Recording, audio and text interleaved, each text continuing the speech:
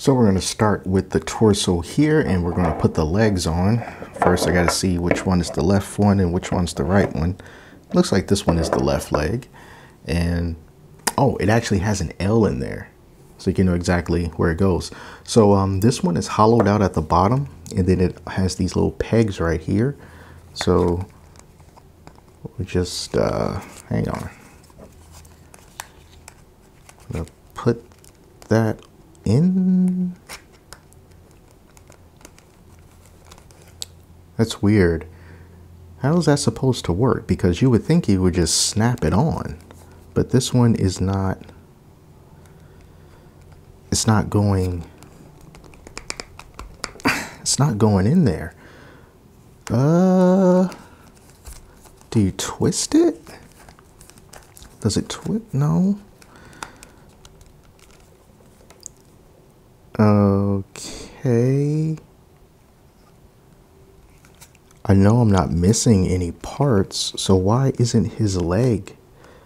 This is weird. Okay. I had no idea that it was gonna be something like this, so I'll be back. I'm gonna look into this. This is strange. All right, guys, so I got the legs on, kind of. This is crazy. I did a little bit of research as to like what exactly was going on here, and some people suggested the hair dryer method or running it under some hot water. I'm not sure how that helped, because usually with the hot water is because you can't get something in because it's too stiff and you need that heat to loosen it up. But in this case, it seemed like, I don't know. It's not like it was too small, like the hollow part was too small to go over the peg.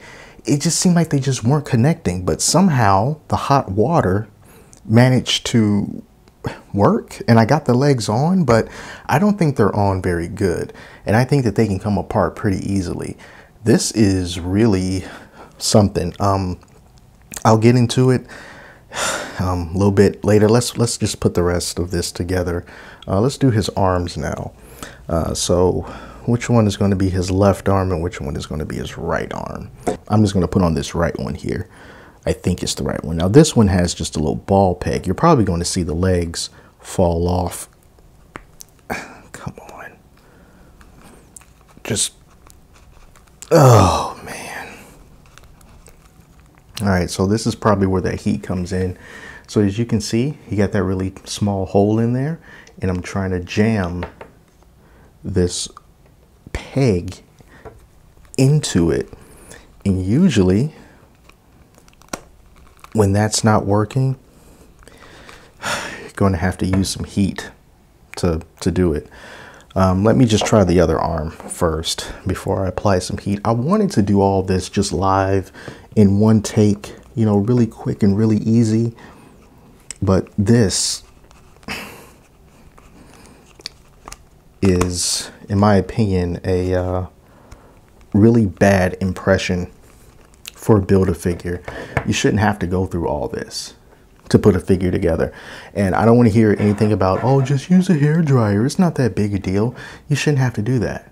You shouldn't have to use a hair dryer to get these pieces in and to put it together, and for his legs to be as look at that. See how easily I pulled that off?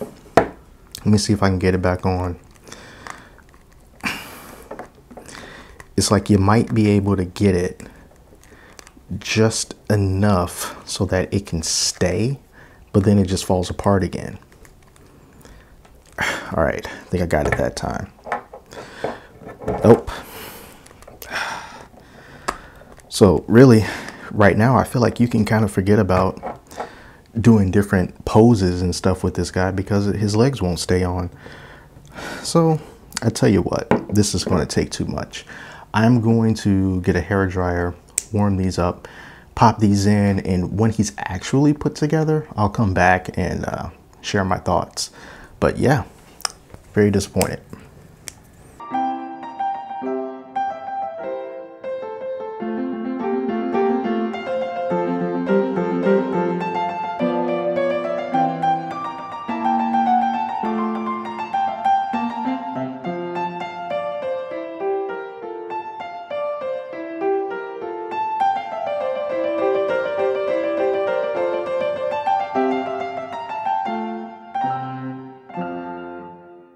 right, so you seen what I just went through putting this guy together, and I actually decided to wait a little bit before I came back and finished up this review because I wanted to give myself time to gather my thoughts and not just come in guns blazing, you know, just based on pure emotion.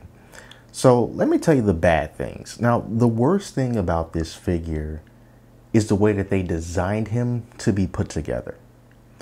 This has got to be one of the most frustrating experiences I had with just attaching parts in general to Bane. So as you saw, what I had to do, I had to use the hair dryer to warm up the parts of his legs and on his torso. I don't know if just heating up one is better than the other or if both are just as good. I'm not sure. And then I was also watching other videos, and there was one where Shartimus Prime said that after heating it, attach the pieces and then cool it down. And I just feel like you should not have to engage in science in order to get the legs on a figure. And even though right now it seems like he's connected, I honestly don't want to test it. I don't want to move it because I still don't feel like they're on there solidly, if that's a word, enough for me to be comfortable. This seems almost as if they were going for a statue kind of thing, where with statues, you just connect them. One end goes into the other and then you're done. So articulation isn't really a thing. With Bane here, well, I pushed it too far. Leg came off. All right. Well, as I was saying, with Bane here, there's not going to be any articulation with his legs moving kind of like this. It's really just it's a thigh swivel. If you manage to, you know, have the leg actually stay on and you want it to twist it, it's just going to go left or right. So it's not really any function to it. The arms are different because the arms have those, it has the ball and socket that goes together. So those have some rotation in it. It's pretty stiff, but there's still rotation. So you can still move those arms up and down. They got pretty stiff, but they have loosened over time, kind of like his leg. This is going to be an ongoing thing here. And then his fists have a similar issue with his legs. They stay in a lot better than the legs, but you know, just kind of moving them around, you see how easily his wrist came out, but at least they can pop into place easily enough. And you know, I don't have to worry about it just like gravity taking over and making it fall. But then I think the same thing that you would have to do with the legs as far as the heat and the cold and, you know, it's kind of shocking it into place is still going to be something that you would have to do. Also over here on the wrist, there is a hinge right here under the fist. So you can make the fist, you know, go in and out and in and out. But then again, the fists are going to come off unless you know, engage in that very tedious method of hot and cold. And that's the worst thing about this figure. And then the other thing is with these McFarlane Toys Build-A-Figures, they're more expensive than the regular ones. Each figure in this line is $24.99, whereas usually the price is $19.99 for these figures.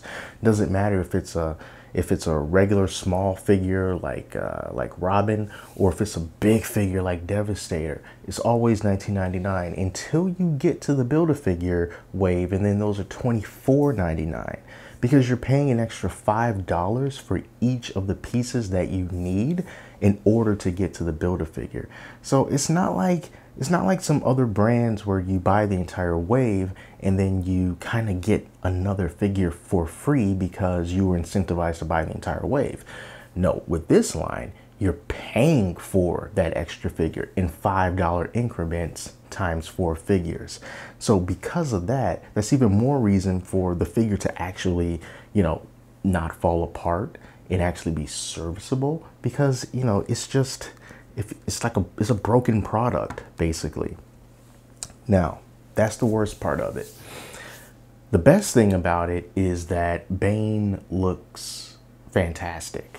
Because if there's one thing that McFarlane Toys absolutely excels at, is capturing detail and likenesses and textures really, really, really good. And just looking at his skin, I love the color on the skin. I love the texture on the skin. I love the way that it feels. You know, it's a really good looking Bane. It's a very, very good looking Bane. And I like the details on his fists. I like the little green, I forgot what it's called, the drugs that this guy's taking to get him so freaking jacked. But, you know, the paint is really good on this guy, all the way down to his boots. You know, he's a great looking figure. And also, you can see on the back, he's got this little hole there. And that's because one of the other figures in this line, Scarecrow, he can actually latch onto Bane. So he's got this little attachment right here that honestly you probably wouldn't realize that it was there unless you're looking for it, because it kind of blends in. If I can just, it kind of blends in pretty well with his torso. It sits more flush than what you can see right now. But if you just kind of open that up and pull it out, then you're able to stick him into Bane's back, kind of like that, and then he just sort of rides on the back of him. And that's pretty cool, you know, especially if you've got some limited shelf space and you don't want to use the stand that comes with Scarecrow, then you can just attach him to Bane and it's like a 2-in-1 thing going on.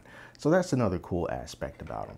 You know, if you were looking for something that's more statuesque and less action figure-y, this Bane is definitely where you want to go. And also for a size comparison, because he is quite huge, you know, here's Batman from the same line, Last Night on Earth, you know, next to Bane.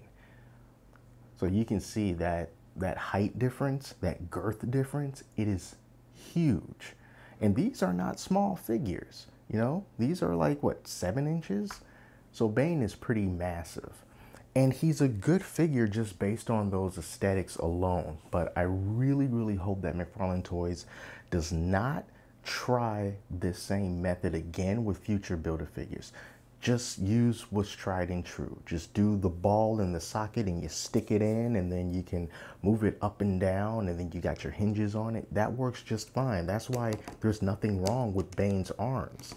And I'm not worried about his arms falling off at all, because that ball is securely fit inside of that socket.